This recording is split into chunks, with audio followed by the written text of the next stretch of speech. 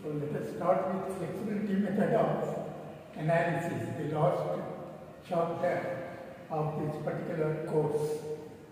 So in the flexibility method of analysis, the steps to be followed,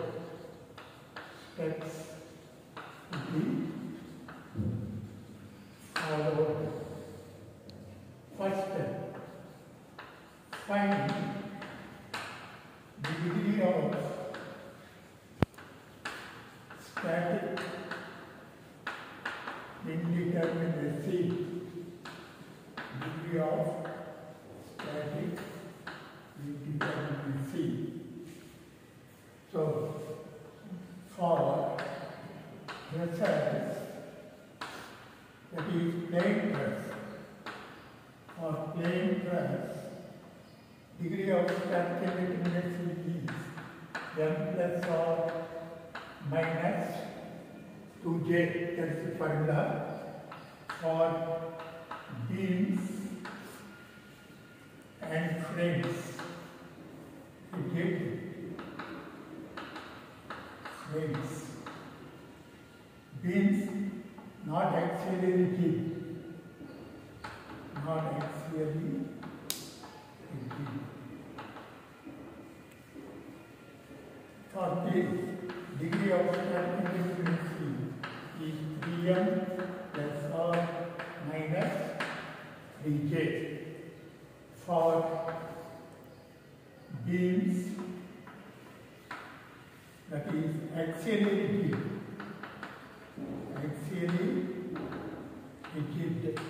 beams, I is, you can take it as 2m plus or minus 3j. This is the formula which you can remember for finding the static indeterminacy, degree of static indeterminacy I, where m equals number of members, j is number of joints, and r is number of unknown support reactions,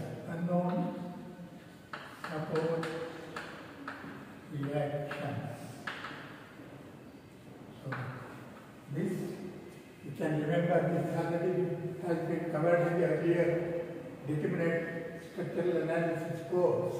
So just for the time being you can remember, because you have analysis of only beams, rigid frames and plane trusses.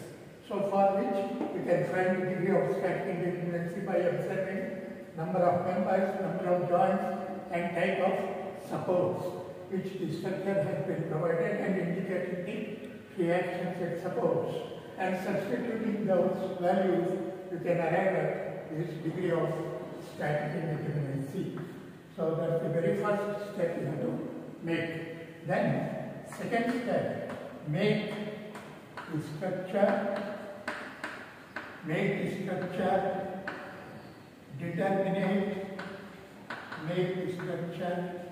determinate by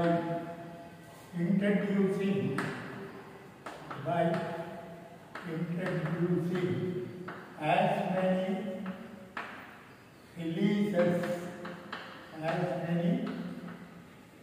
releases as equal to degree of indeterminacy.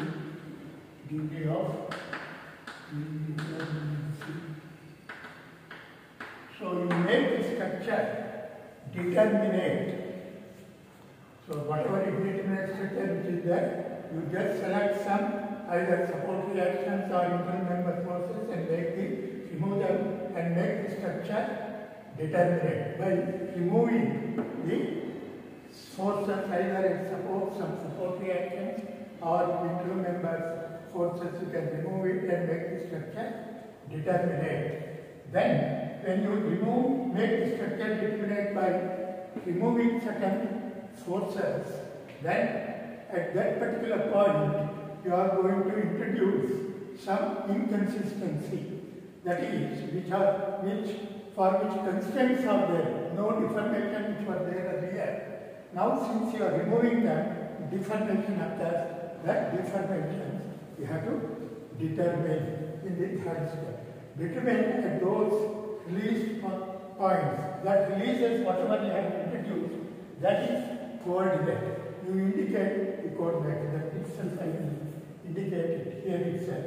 Introduce as many releases as equal to degree of indeterminacy and identify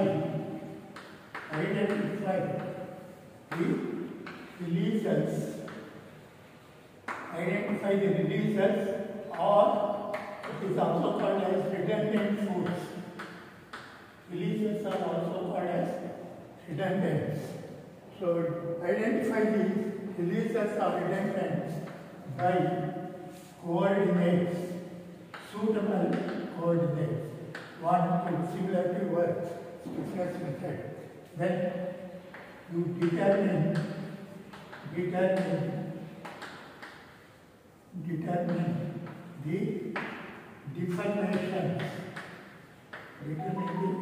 deformations.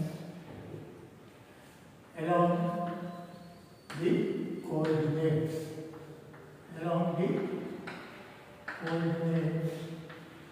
Due to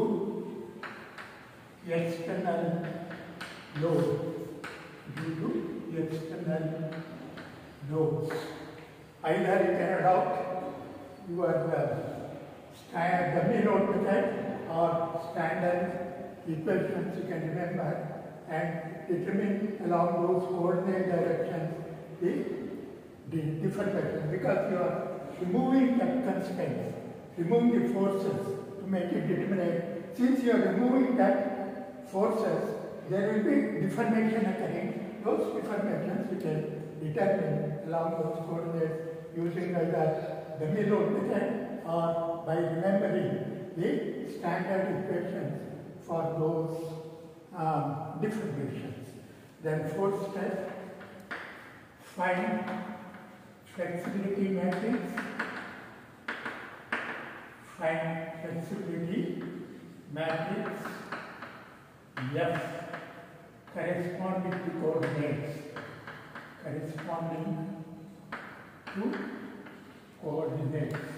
These coordinates, whatever you have introduced, look like you generate flexibility. Here, since you are removing that forces and representing them by coordinates, you have to apply unit forces along those coordinates, find the deformations to find the flexibility coefficients. The size of this flexibility matrix, similar to your stiffness matrix, that is equal to the degree of static indeterminacy. If degree of static indeterminacy is 1, size of flexibility matrix is 1 by 1.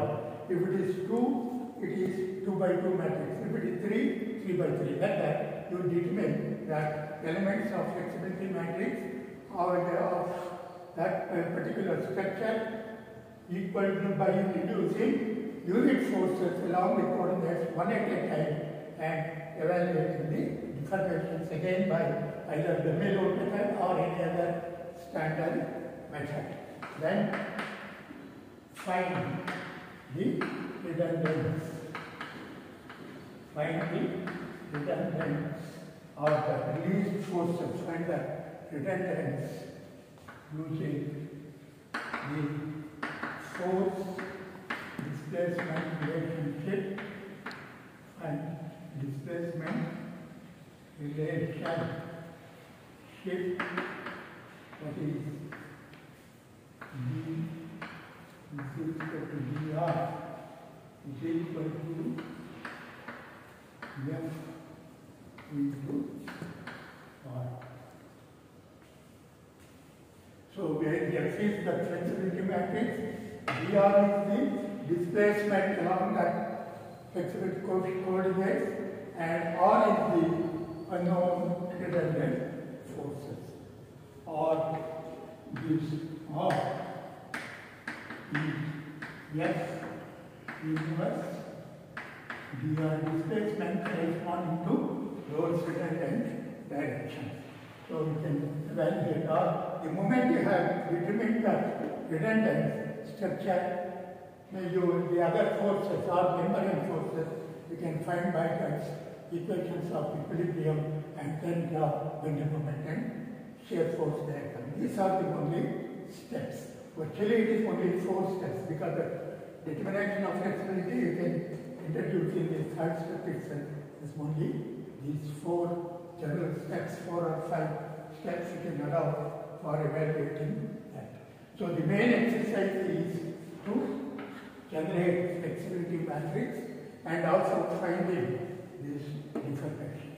As usual, this deformation dr is determined by the joint displacement minus displacement due to loads dl. dj is joint displacement.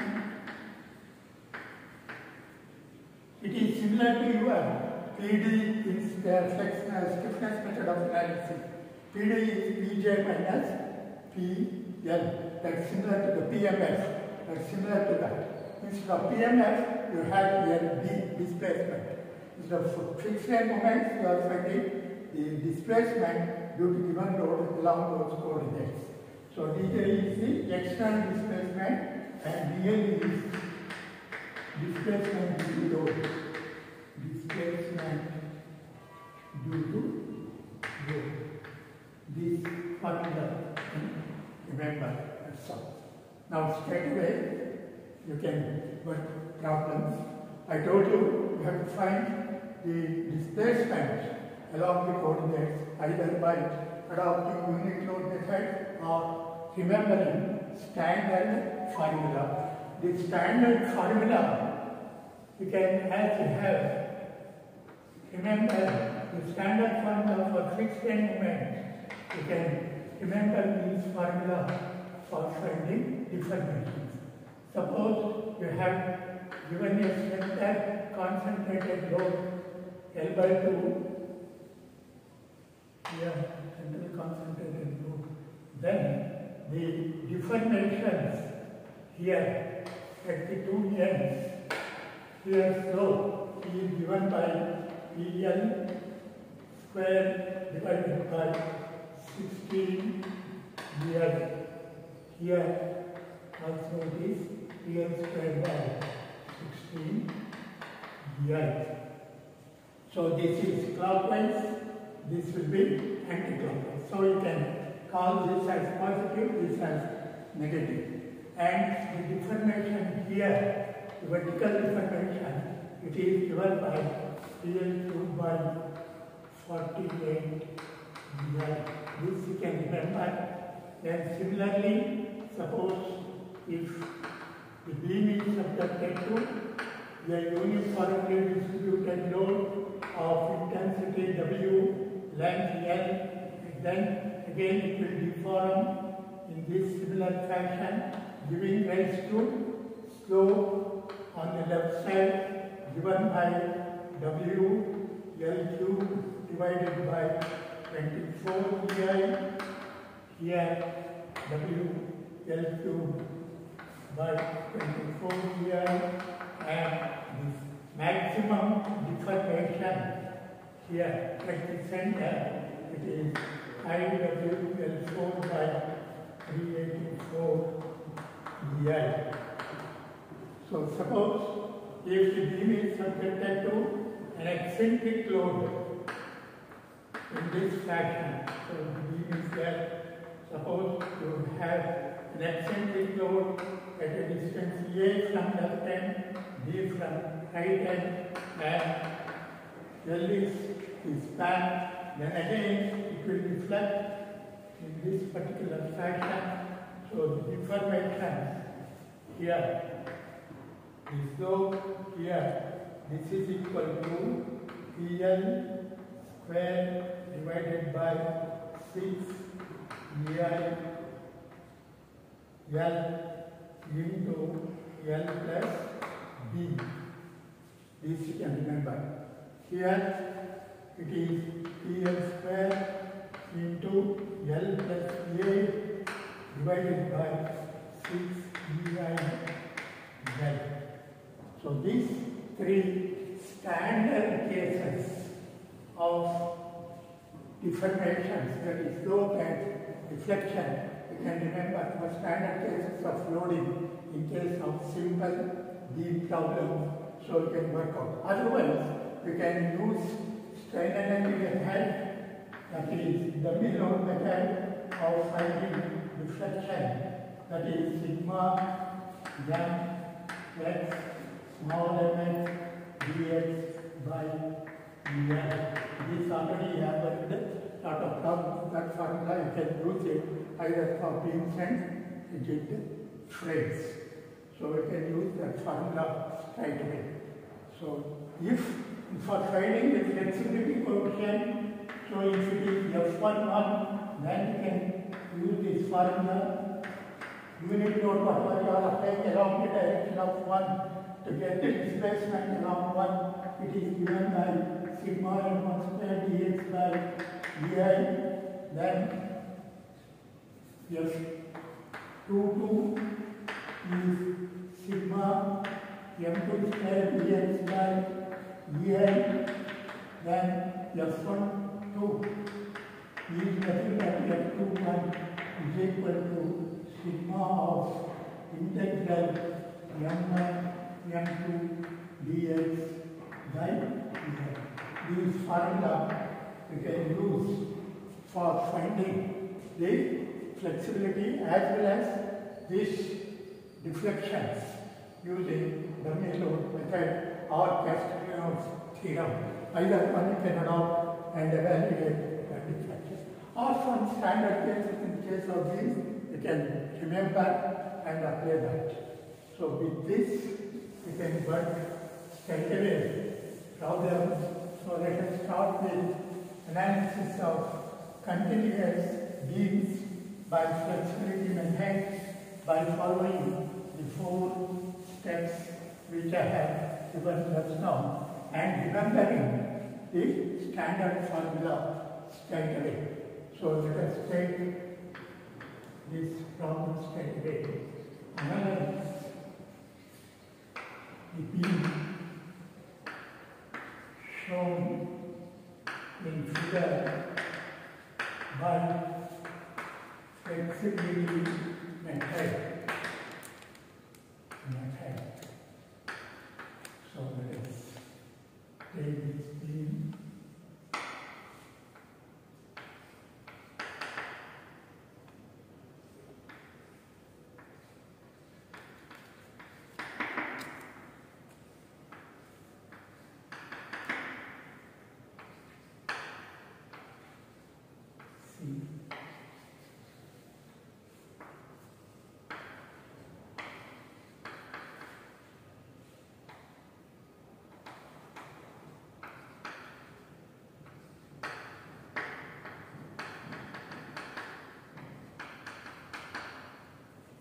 So we can analyze this particular beam by flexibility method following the steps given.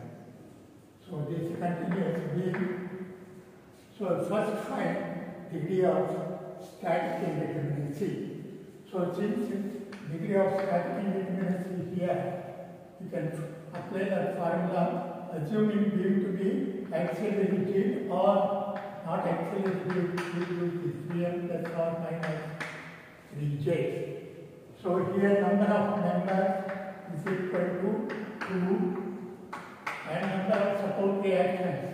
Here we have 3 support reactions, here 1, here also, of course we will take this only 1. So 5 support reactions, number of joints 3 to 3, 9. So 6 plus 5, 11, 11 minus 9 is equal to 2.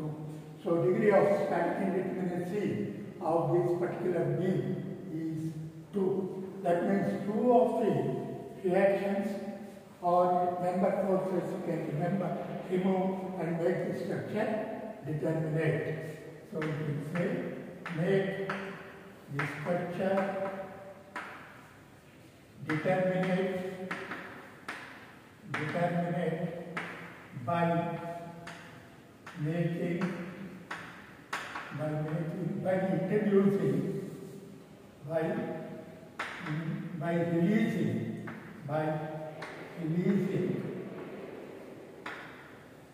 by releasing the moment at A and C, A, B.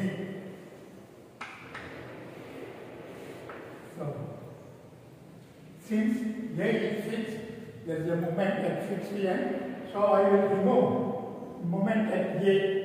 So if you remove moment at A, this A becomes A hinge. I have removed the moment.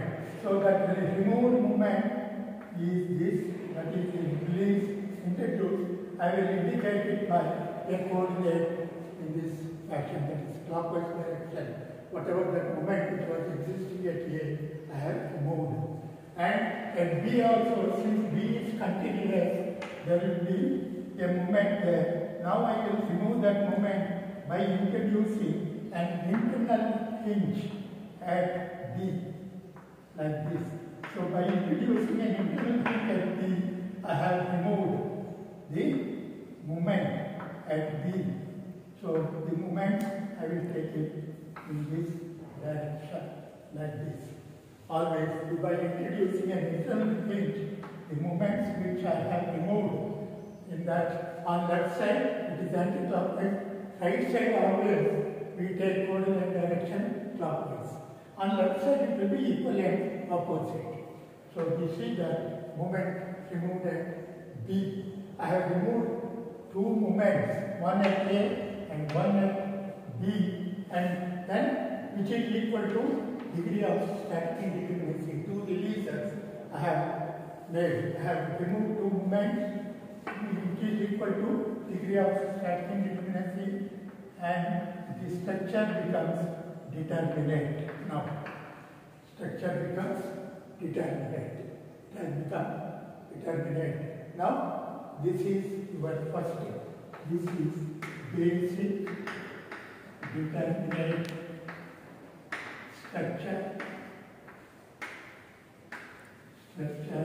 with redundant coordinates, with redundant or releases, redundant coordinates.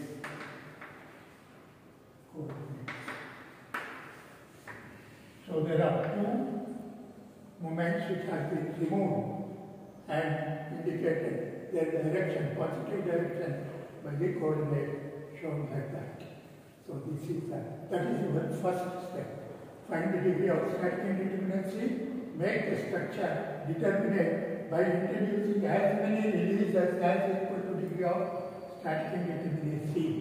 So always in the problem, it is better to remove moments only, like this. Like continuous support, introduce internal hinge, and fixed support, make it hinge. So moments only, you better remove it, because I have given you standard formula here for finding the slopes at the ends of any member. So the moment you introduce internal hinge, this independently becomes one member, this becomes another member. Straight away you can apply those formulas for evaluating the deflections. So it becomes easier. So in all these problems, make the structure determinate in this fashion by introducing internal hinge as well as by having fixed support in this fashion. So it becomes easier, nothing other than that. So then, second step,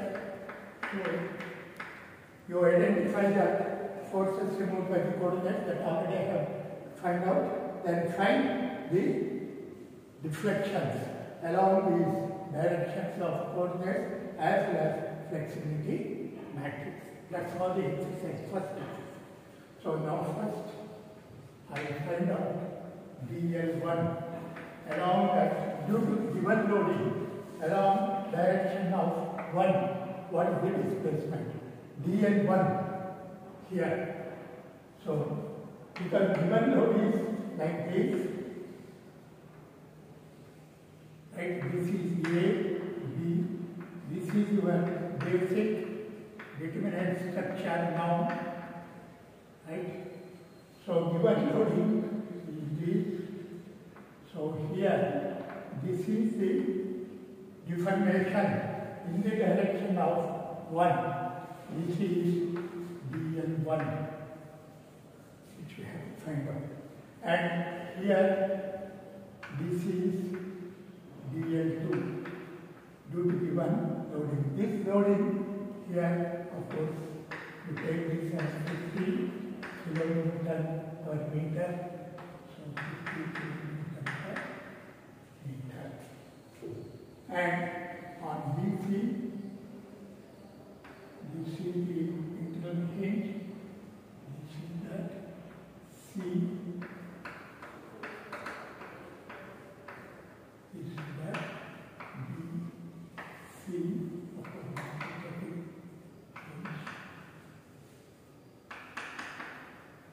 hinge. So this is central load, 80. So this displacement is dl2. This, of course, is not corresponding to any coordinate, forget it. So only I have to find out the displacement due to the external loading on account of the external loading along these coordinates. That is your second step. So I have to find out the displacement. To find displacement along coordinates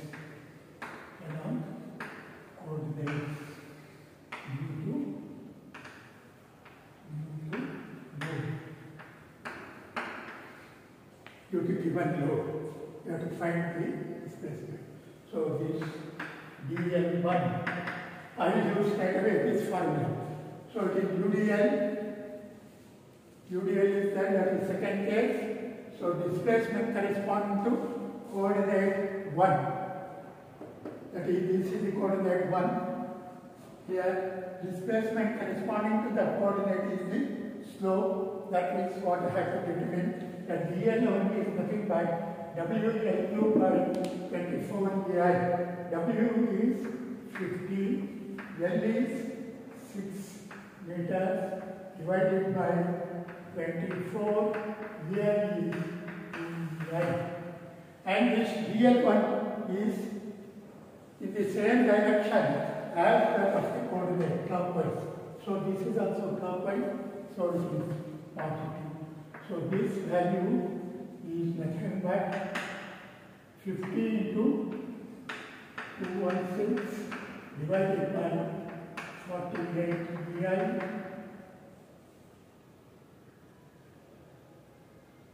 This is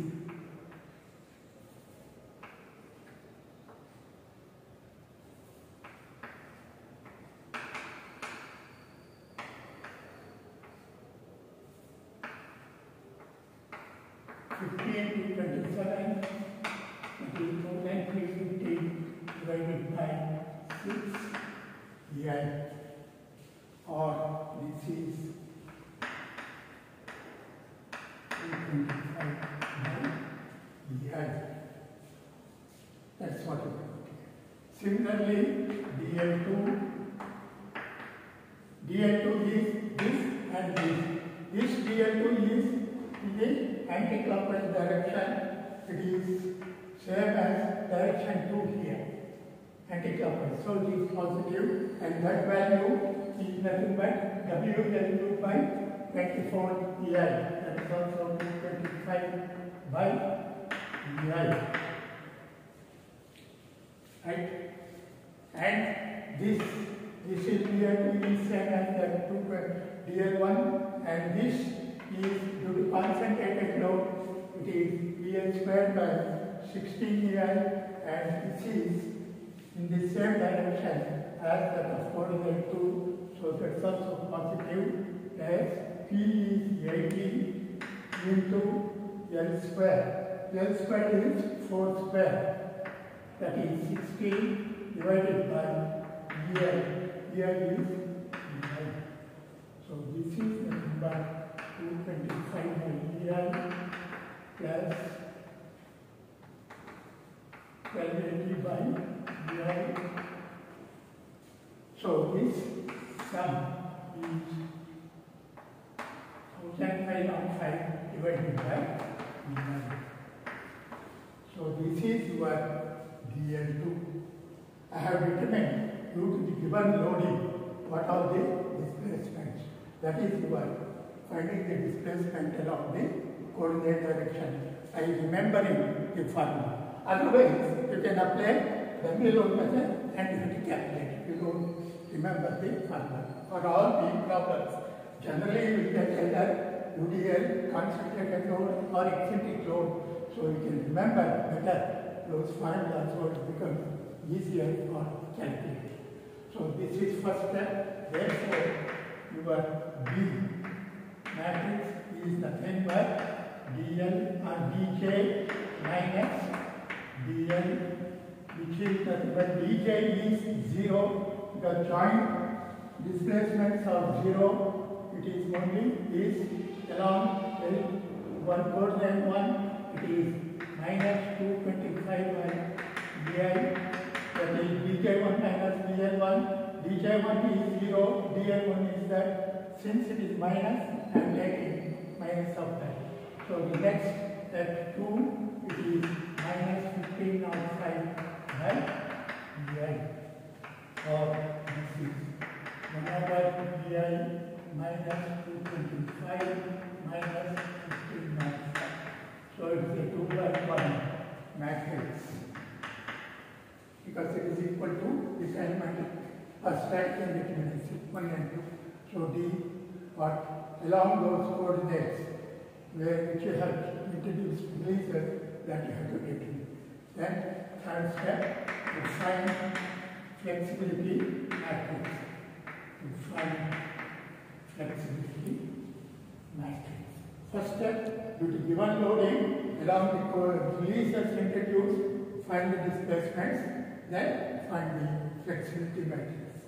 So here, since static indeterminacy is 2, size of flexibility matrix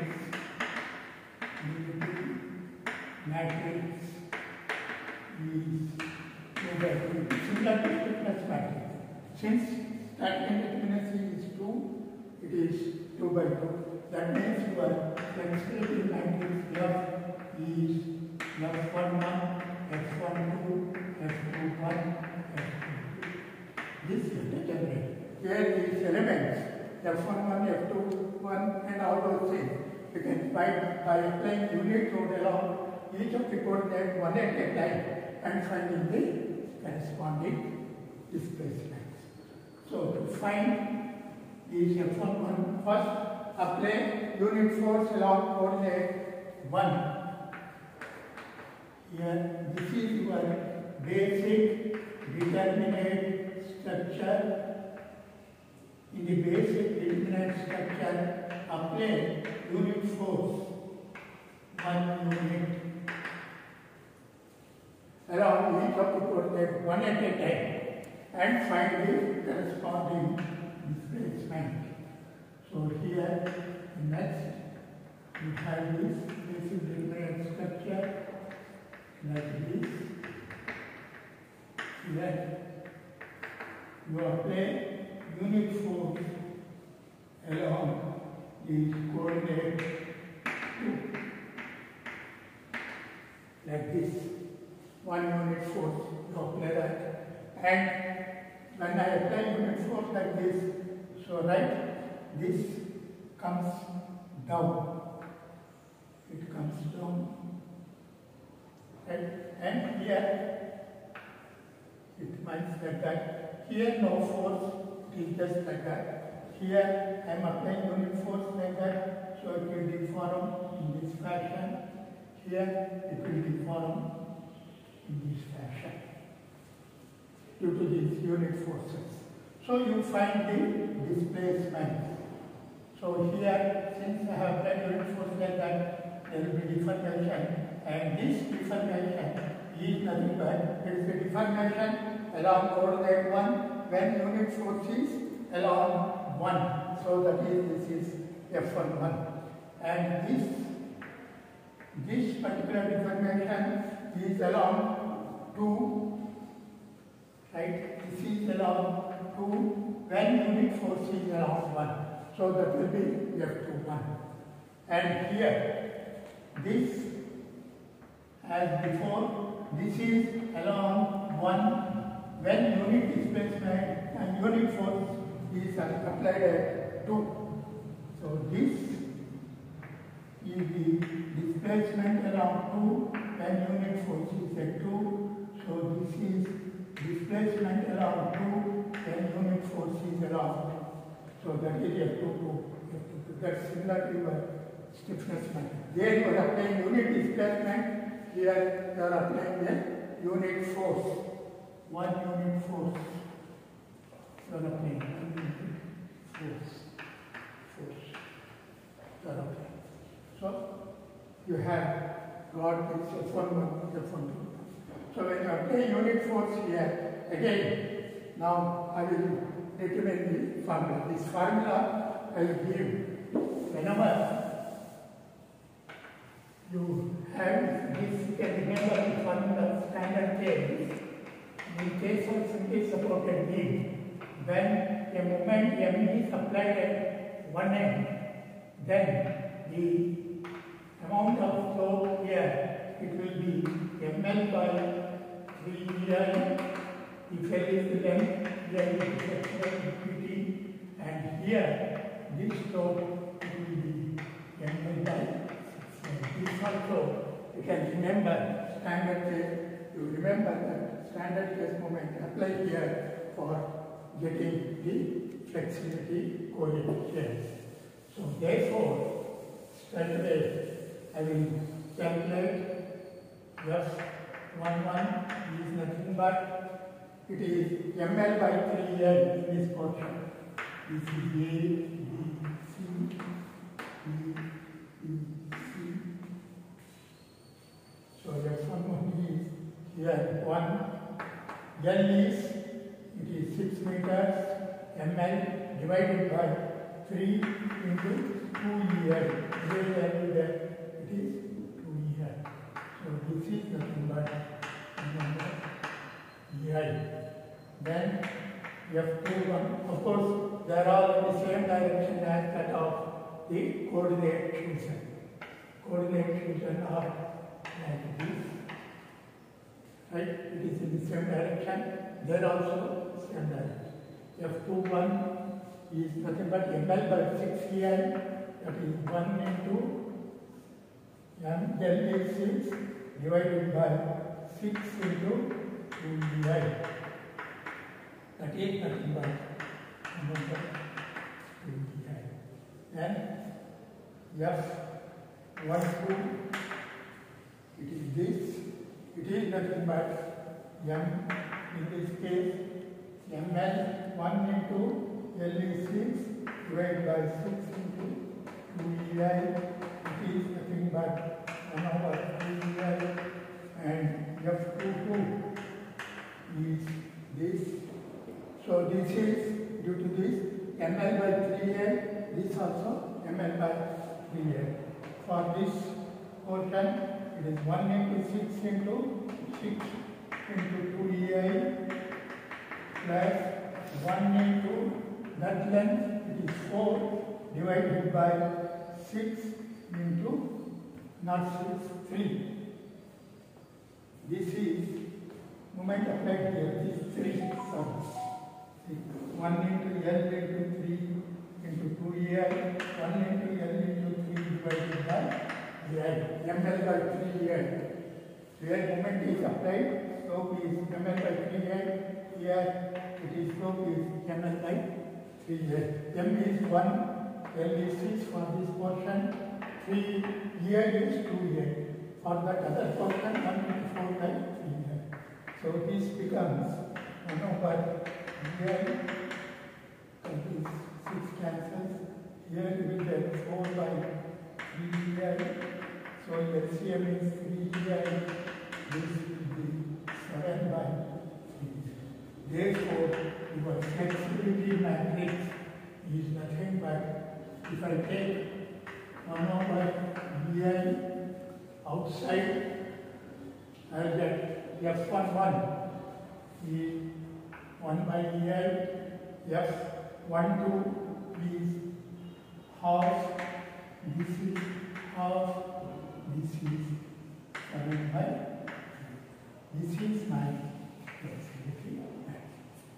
So for generating flexibility matrix, first we have to find size of the flexibility matrix, which is equal to degree of static indeterminacy, and then go on applying unit load along each of the coordinates chosen 1 and 2, one at a time like this, and evaluate the corresponding deformations along the coordinate, remember in the standard form. So this is the main exercise. F is generated, D is generated, then straight away last step find the redundant force. So using that formula whatever has been given. So the last step, I think is fourth step, to find redundant.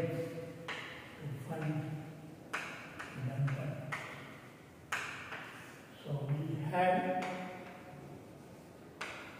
B is equal to F into R.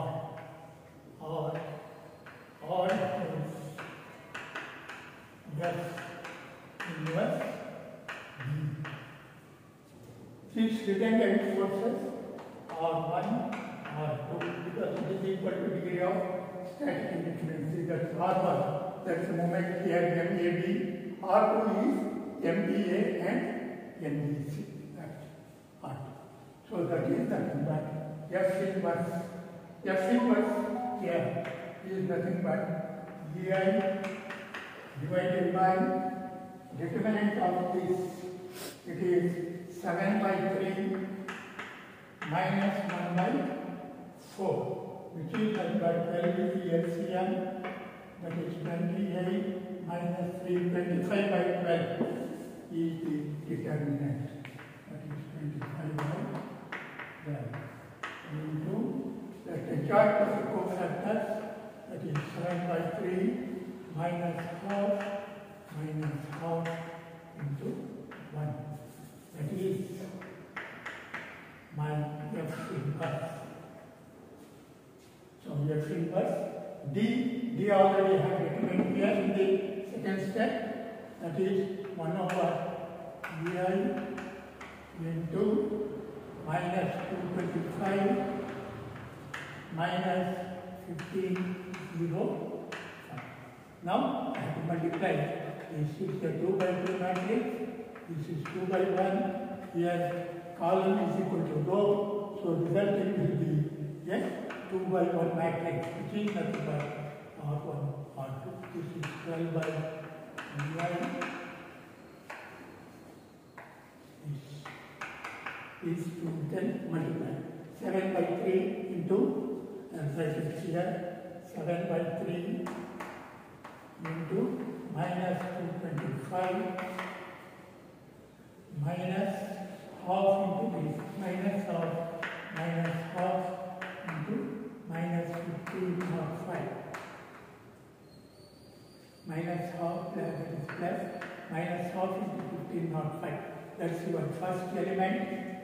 And second element, minus half into minus 225 plus 1 into minus 15.5. This you can simplify and get R1 because this value R2 is this value. So you got the moments here. Then once you know the moment, so you can find all the other support reactions and then calculate the moment. That is about the flexibility method of analysis. This fourth step. First step, find the degree of static indeterminacy.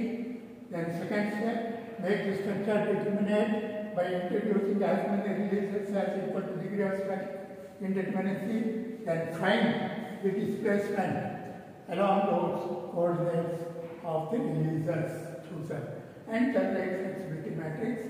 Then finally you use that equation D is equal to F R and evaluate the redundant force. So this is how we can analyze any beam problem by flexibility method. Then of course you can have settlement problem.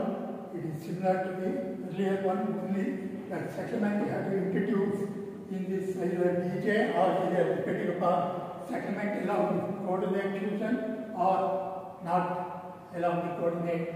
Accordingly, you have to work out that displacement whatever has been introduced and generate D matrix and other steps are all similar.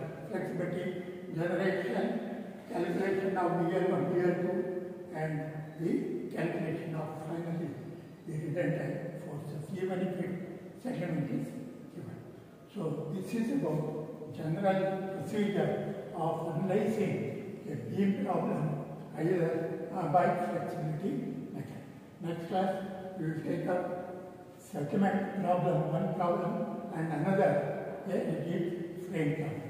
For rigid frame you have to adopt dummy load method. Please study that dummy load method once again. Revise that whatever you have studied already in the previous course of determinate structure.